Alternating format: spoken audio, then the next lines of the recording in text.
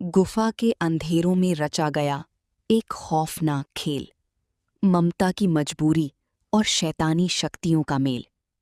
आयशा की कोख बनी काल सुरा का नया बसेरा, मिट गया रूह का नूर, छाया मौत का घना अंधेरा।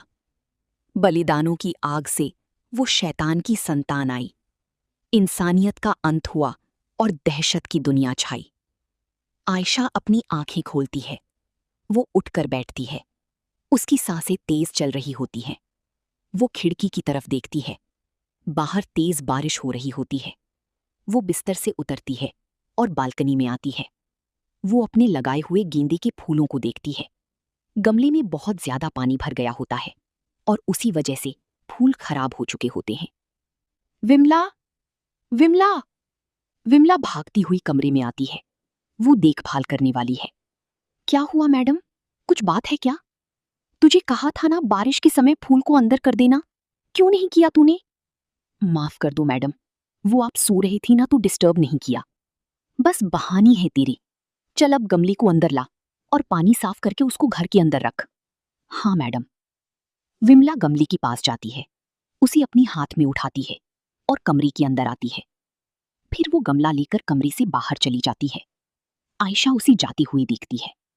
उसके चेहरे पर गुस्सा साफ दिखाई देता है। उसी समय बाहर आयशा बालकनी में खड़ी होती है। कुछ ही देर में वो अंदर जाती है और खिड़की बंद कर देती है। घर के सामने सड़क पर लाल कपड़े में लिपटी एक औरत आती है। वो उसी बालकनी की तरफ देखती है जहां कुछ देर पहले आयशा खड़ी थी। वो अपनी बैग से एक नींबू निकालती है और उसी घर की गेट के सामने रख देती है। फिर वो उसमें एक कील ठोककर उसी वहीं जमीन पर स्थिर रख देती है।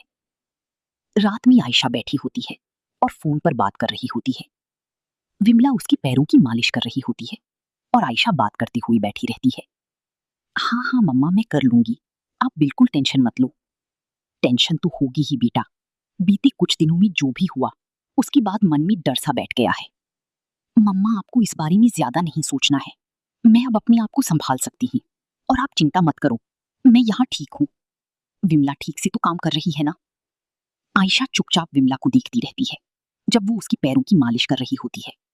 वो धीरे से जवाब देती है, बिना ये जताए कि वो उसी के बारे में बात कर रही है।